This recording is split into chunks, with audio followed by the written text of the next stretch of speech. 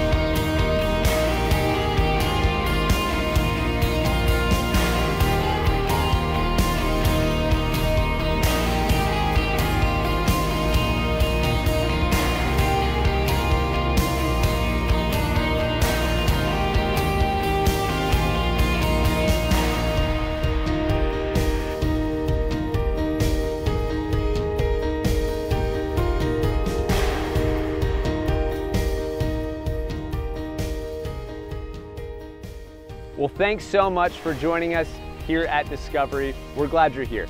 We're kicking off a new series today we're super excited about, so hang in there as we start this journey. Well, you may be wondering right now, where is Matt? I mean, it's kind of obvious where I'm at. Yes, I'm in the woods, but if you know anything about me, you're probably wondering, has Matt finally snapped? Because many of you know my camping story. And yes, I said story. When I took my two sons with my wife Janie into the woods when they were only in diapers. And it ended in the morning with us picking ticks out of our legs for the next couple of hours. And we said, we're never doing that again. Well, here I am. And yes, my boys are with me again. And I think it has a lot to do with the fact that lately, God has been really stirring in my heart this need for adventure, this need to write a great story for myself and my boys. Maybe it's the fact we've been reading a lot of journeys into places like Hogwarts, or to the Middle Earth, with the Hobbit, or Lord of the Rings. Or maybe it's even just the Star Wars movies when you have like Luke Skywalker on Tatooine, staring off into the horizon, the twin suns, and just that calling to adventure. Well, welcome to the Discovery Base Camp here. We're gonna climb a mountain today here in the Dolly Sods of West Virginia. And my boys are with me. We're gonna go on this adventure, but it's not just about me wanting to create a great story for my boys. And for them to go, yeah, my dad, he took us on this great adventure before school started, whatever. It's also about me connecting with God the Father, that he wants to write a great story in me. You know, when he came to this earth in the form of Jesus, and Jesus said, hey, I've come so that you might have life, and life to the full. I think a lot of times we all need to check the diagnostics in our own life and say, you know, am I living a life of great adventure, or have I settled for so much less? And I don't know about you, but during this quarantine time, there's a lot of moments, a lot of days that just seem like a bit of a blur to me. They all seem to run together. And I'll be honest with you, I've not been living any kind of adventure. I've really settled, and I'm done with settling. We only have so many days on this earth. I only have so many days with my boys, and it's time to start living out that adventure. So you know what? We're here for 3 days, 2 nights. We're glad that you can come along as we go on this series, You Are Here, because that's what you're gonna be doing. That's what I'm doing. Where are you right now during this time of your life, in your relationship with God? Is it even existent? Is it stale? Are you thriving? And if so, man, share some of that with everybody else. But we're about to go on this climb, this mountain. We're here with many of the Discovery staff, my boys, our guide, Jason Adamson, Brittany Scott. We're having a great time out here in the woods already. We're not dead yet, but we're about to explore. So are you ready here for the series You Are Here? How about you guys? You guys ready? Woo! All right, let's do this.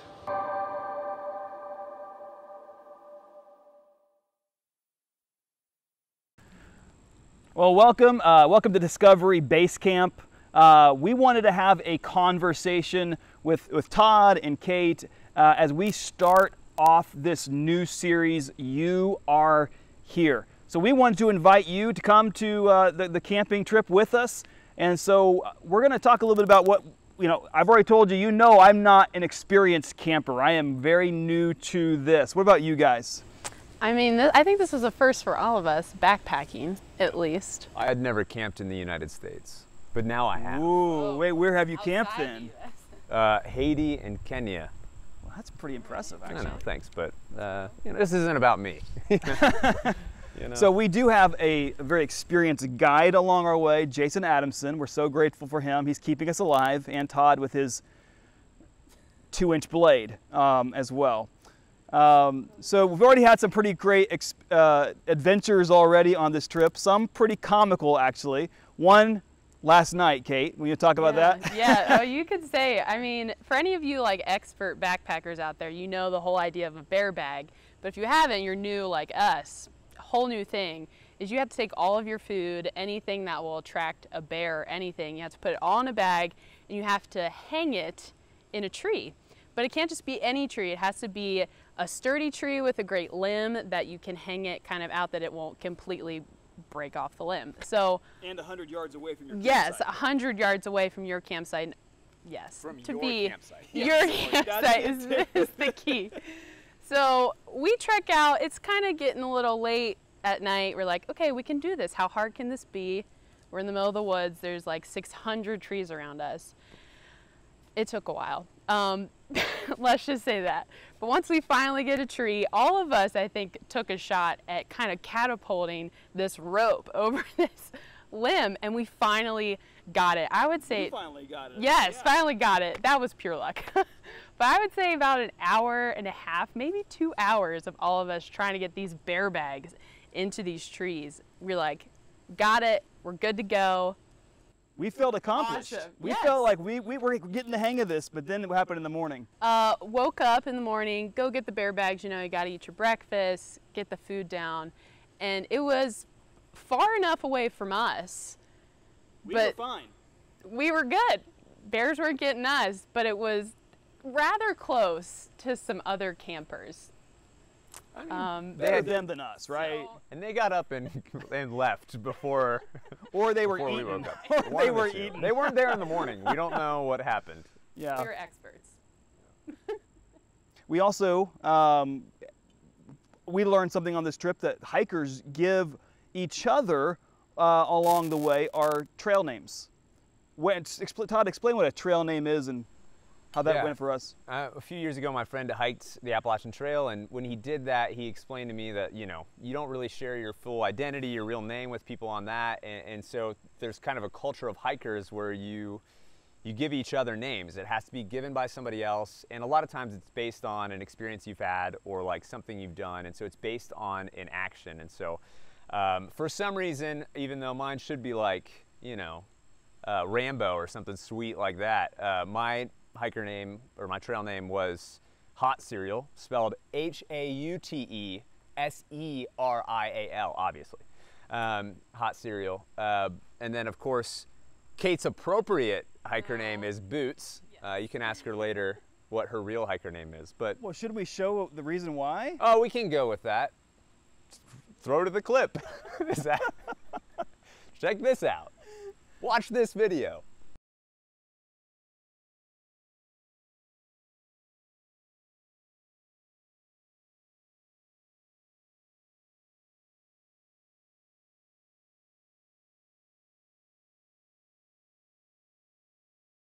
And my trail name was Prison Matt.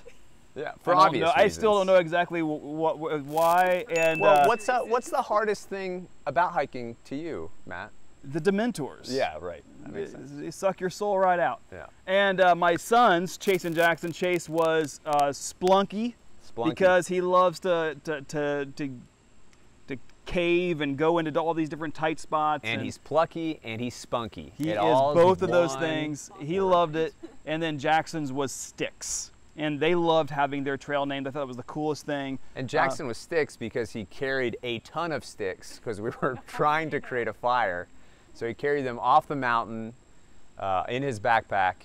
And he was intent on having a fire, but we very never could get a fire going. So unfortunately. If only we had a better guide, you know? All right. Just kidding. I love you, Jason. Jason's great. So listen, all right, we are 6 months into this pandemic, right? The quarantine life, a life that has disrupted us like none other. It's hard not to be, I think it's impossible not to be affected in some way. And while we're talking about this series, You Are Here, is for us, all of us, for the three of us, for you out there, to really identify and call out, this is where I am right now in my relationship with God. And we want gritty self-awareness, brutal honesty. Where are you? So let me ask you guys, let's lead the way. Where are you guys right now? Yeah, I think this, just even like being on this trip has really brought to my mind of what has these past 5 months been leading up to now today. And I think it's been like a really good season of intentional building and preparation for what God has me in right now. And I think that is a sense of adventure, and that also goes along with being in the wilderness. And one thing I've just dove into this of what does that mean to be in the wilderness? What does it mean to take adventure? Because I think we take those journeys along our whole life. And in the Bible, when you think about the wilderness and you read about it in the scriptures, it is referred to as a desolate and a barren place. But when we think of adventures, we think of mountaintops, beautiful views, experiencing new things, taking great pictures. So how can they go hand in hand together? So that is what I am currently going through and experiencing, and I'm learning so much from that in this season. And it reminds me of Matthew 4:1-2, and it talks about where Jesus is being led by the Spirit into the wilderness. It literally says that in the scriptures, that he was led into the wilderness by the Spirit, and it says for 40 days and 40 nights he fasted and he became very hungry. And I think it's important for me to remember that Jesus was Jesus, but he also was fully man when he was led into the wilderness. So he was hungry, he was tired, he probably wasn't trying to get a bear bag in a tree, but he didn't have any food. Yeah, he didn't have any food. So he experienced all those humanly, just things that he just struggled with. And that, to me, that is like, I can follow that example as I'm going into this season of wilderness that is unknown. There's a lot of things I need to discover about it. So yeah, that's where I've been, and something that has helped me is reading through this devotional. And I encourage you to check out this devotional. It's called Fear Gone Wild. It's in the YouVersion Bible app, and she just talks about what does it mean to walk through the wilderness. And this is like, it looks very different in so many different seasons of your life. But I just want to read this one thing that she says that I thought was really powerful. It says, as we wander through our desolate places, we discover who we really are and how great our need for God really is. And I think that is what I'm discovering, is that the wilderness, it's not an optional season. It's actually an integral part of life, that we discover who God has made us to be, and just we discover so many different seasons of adventure that He is wanting to take us on. So that is kind of the heart of where I am. Love that. Todd, what about you? Where are you right now?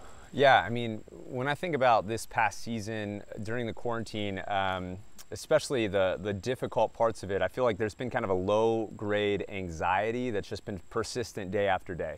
Maybe a little bit of anxiety, maybe a little bit of depression. Honestly, a lot of times it's a little bit of just like unknown, mixed up, confusing, tangled up emotions. And I feel like every time I've had the privilege of speaking at Discovery, I've kind of come back to a lot of this, just thinking through, how do I detangle my emotions? How do I understand my emotions? How do I understand what God is doing in me and what my human nature is kind of doing in the midst of it? And so these kind of amplified, intense feelings that kind of spill into every area. And so there's been really highs and some real lows with my marriage. There's been some just pressure with work. There's been just struggles throughout this season. And I've come over and over to realize that understanding your emotional barometer is super important. I was thinking a lot recently about just the idea of confession and it kind of admittance, like this kind of vague idea of just trying to get the truth out there and letting people know what you're really going through. I mean, in James it says confession leads to healing, and in Romans it says that we should evaluate ourselves with sober-mindedness. We should continually be evaluating where we're at. And like I got to speak about a few months ago now, when Jesus comes to this blind man named Bartimaeus, it's very obvious what he needs to everybody watching around them, and probably to my wife and to other people. It's obvious what I need.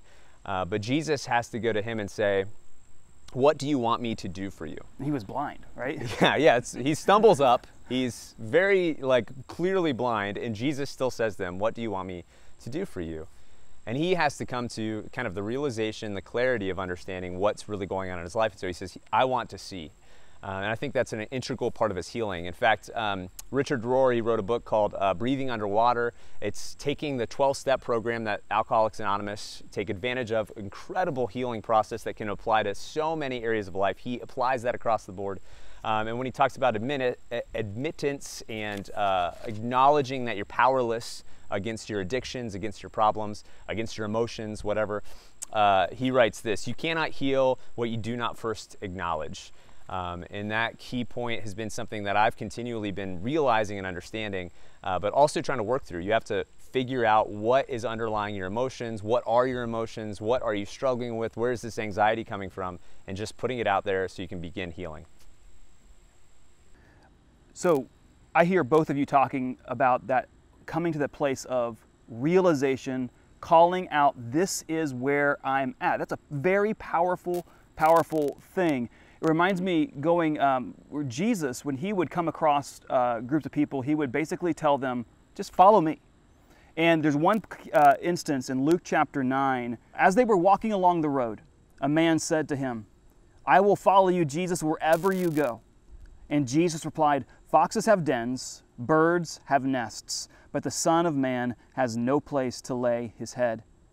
He said to another man, follow me. But he replied, Lord, first let me go and bury my father. And Jesus said to him, let the dead bury their own dead, but you go and proclaim the kingdom of God. And still another said, I will follow you, Lord, but first let me go back and say goodbye to my family.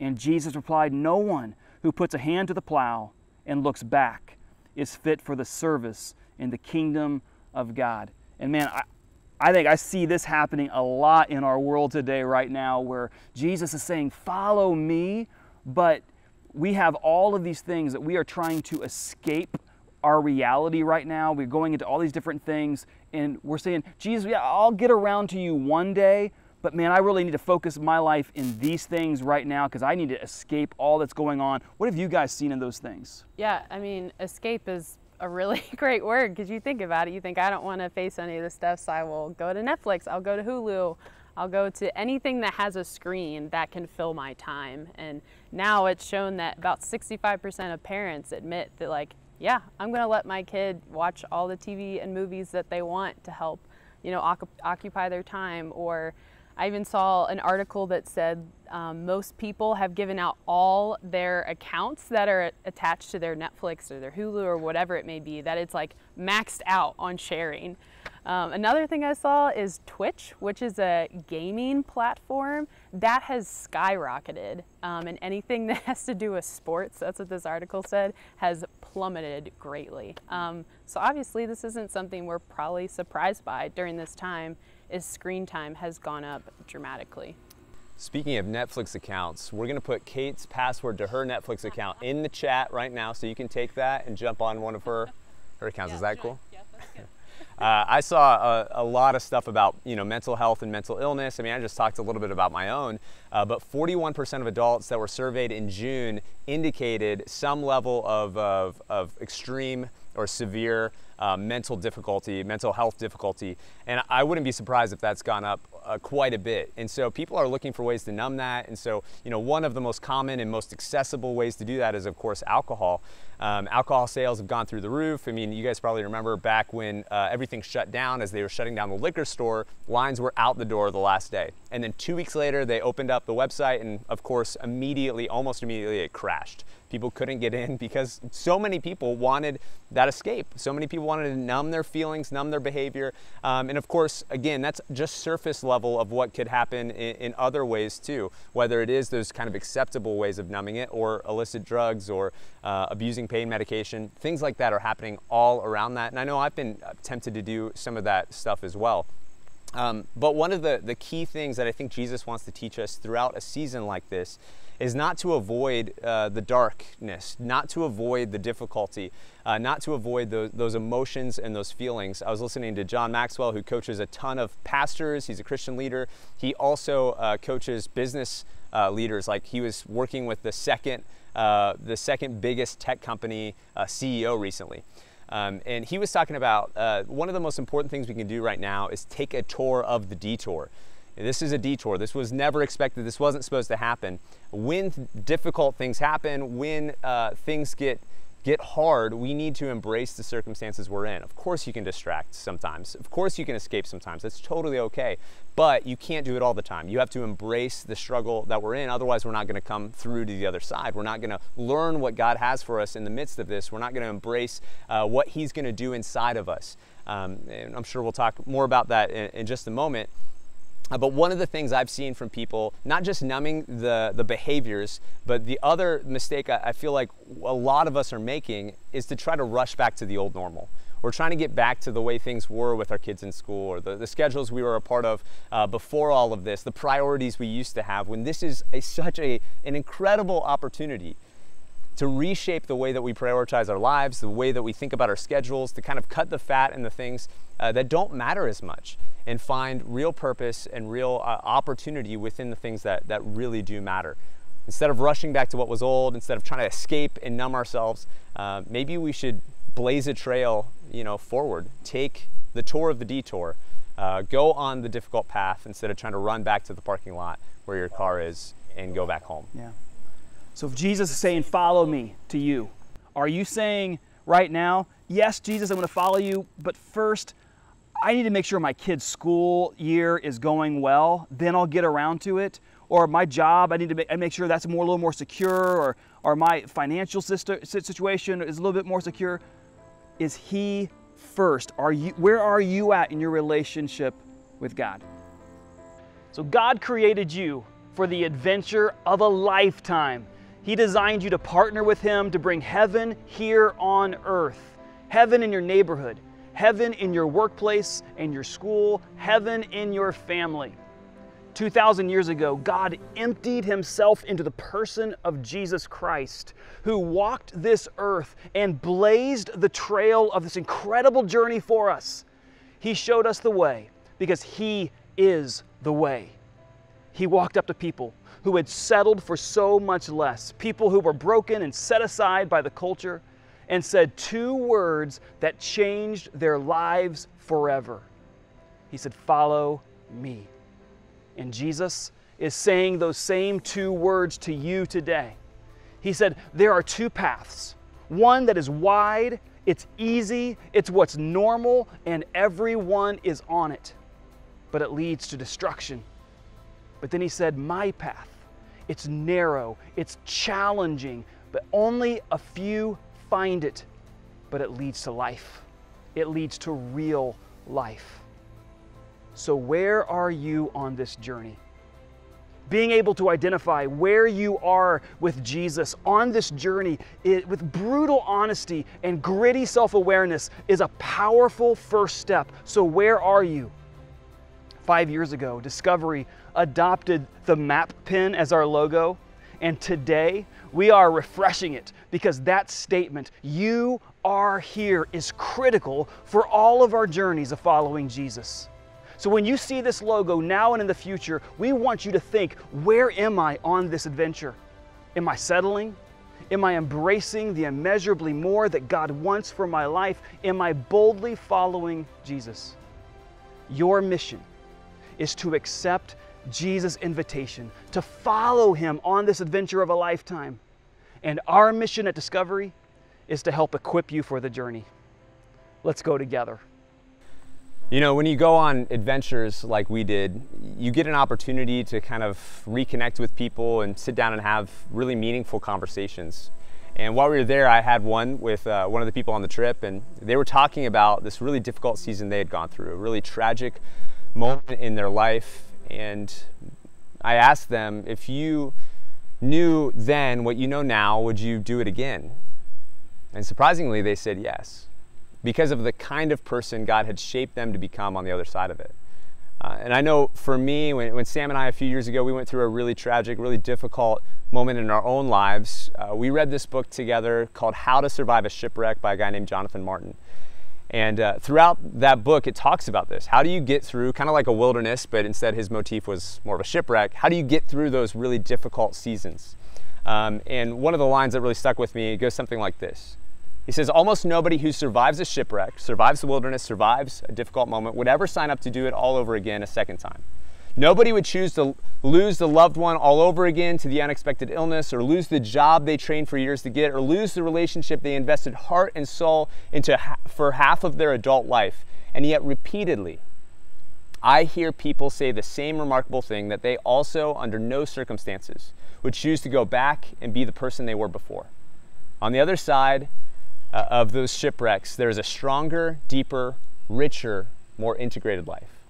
And I think for many of us, if we choose to go on this journey, to fully engage it, to take the tour of the detour, if we really go down the path instead of running back to the parking lot, go on the adventure that's set before us in this really difficult season, I think we will be grateful for the ways that God's shaped us, the kinds of people we are on the other side of it. I know I'm already starting to feel that and see that in myself. And so there's 2 map pins you need to place. Where you're at, understanding exactly where you're at in the wilderness, on the map, on the journey, and also where you want to go, the destination, and start heading in that direction. Until you know where you're at, you can't head in the right direction. Until you know the direction, you can't start heading that direction. And so we want to link to a few simple diagnostic questions, some things you can ask yourself to sort of develop a better sense of where you're at and where you need to go. But maybe the most important question to start with goes back to the trail name idea. When you're on a trail and you do something, you get a name for it. So if somebody were going to give you a name based on your actions recently, what name would they give you? And think about that. Think about that from the perspective of your spouse. Think about that from the perspective of your kids, your coworkers, somebody in your neighborhood. Based on the actions that you've done this past week, what name would you get? Grumpy McGrumperson? Is that the name? Or like Irritated Annie, or Karen? Would it just be Karen? I don't know. What name would somebody give you, like a trail name, based on your actions from this past week? So let me let you guys on a little secret first of all. Like, yes, a couple of weeks ago we went into the wilderness. We went and climbed a mountain in West Virginia. We hiked and camped out and did all of that stuff. We got rained out the last day, and so a lot of the footage that we're doing now is also right here in the heart of Cranberry Township. Not exactly wilderness. You've got the AC units and cars right over here and things like that. But here's the point for that.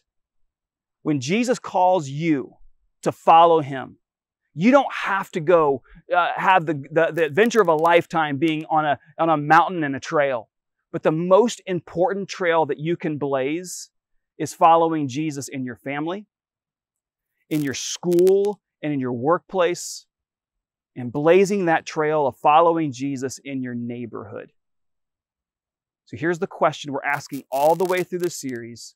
Where are you at in your relationship with Jesus? Let's get honest.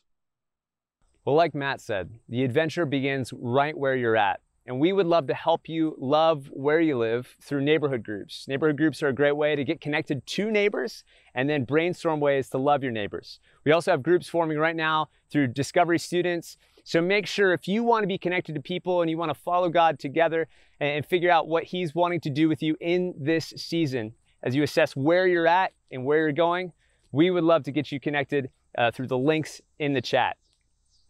By the way, we are super excited to get back together with you guys soon during this strange season of pandemic. And so we've been thinking a lot about what that's going to look like. This Sunday night at 8 o'clock, we will have a Bonfire Worship. Please RSVP to that so we know who to expect. We'd love for you to come out and do that. But also, we wanted to let you know that on September 27th at 10 a.m. right here in our parking lot, we will be having our first live Sunday morning worship gathering, of course, assuming everything goes the way it's supposed to. And we would love to invite you to be there. We're going to be consistently doing this on a weekly basis, 10 a.m. at our building, worship in our parking lot. You can stay in your car if you want to. You can bring your own chair and sit out in the parking lot. We would love to have you there. Don't worry, our online experiences are here to stay at 9 a.m. and 11 a.m. on Sunday mornings as well. So make sure to catch us online if you're not ready to come in person and worship, or catch us on demand later, or catch all of them because it's all great. You'll love it. By the way, you can see behind me, we are in the process of creating the future home of Discovery's additional parking spaces. And so we're really, really excited for what's about to happen. Apparently on Monday, there's even going to be some interior work starting. And so things are in process as Discovery cultivates its new home. If you want to know more about what this is going to look like, go to relentlesspgh.com. And if you want to partner with us through your generosity so that we can continue to find ways to bring heaven to earth in our community, through our building, through our staff, through you, we would love for you to do that. Just follow the link that's in the chat. Worship is an important way that we can continue to engage, seek after God and his destination for our lives. And so through these next few minutes, as we continue to kind of reevaluate where we're at and figure out where we're going, let this worship be a way that guides you in that direction. Emmanuel means God with us. And as you are asking yourself, God, where am I at? Just remember that God is with us. He is with us in our storms. He's with us in the joys of our lives. And today I invite you to just sit in that promise that God is with us. He is right beside us. So we invite you right now to thank him by taking communion. And that just looks like a little bit of juice and a little bit of bread to represent the sacrifice of Jesus on the cross. So go ahead and take those elements during this next song.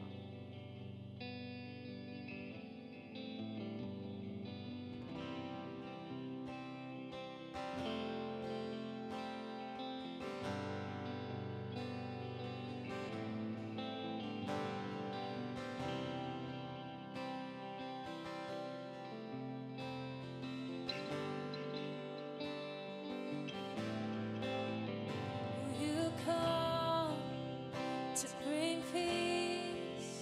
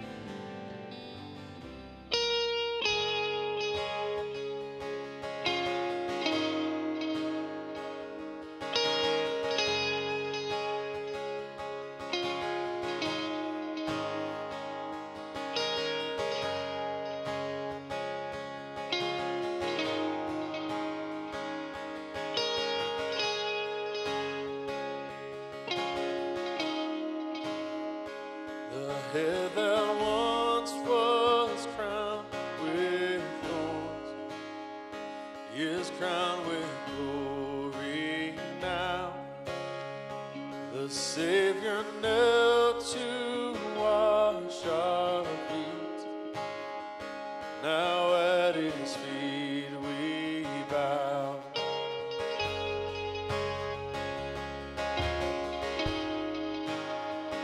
The one who wore our sin and shame, now robed in majesty, the radiance of perfect love now shines for all to see.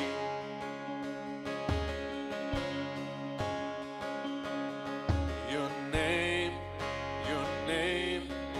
is victory. All praise will rise to Christ our King.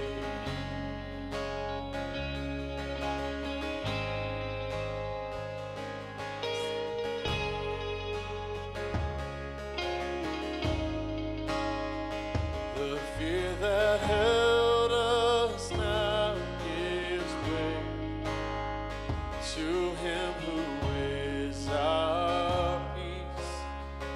His final breath upon the cross is now alive in me.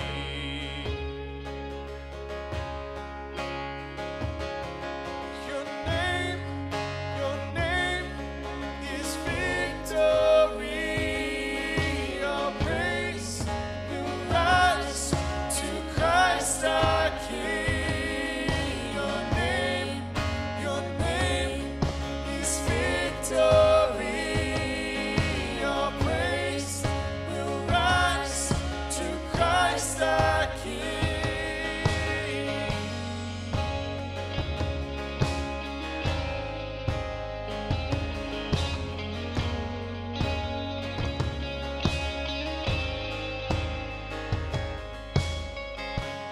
By your Spirit I will rise from the ashes of defeat.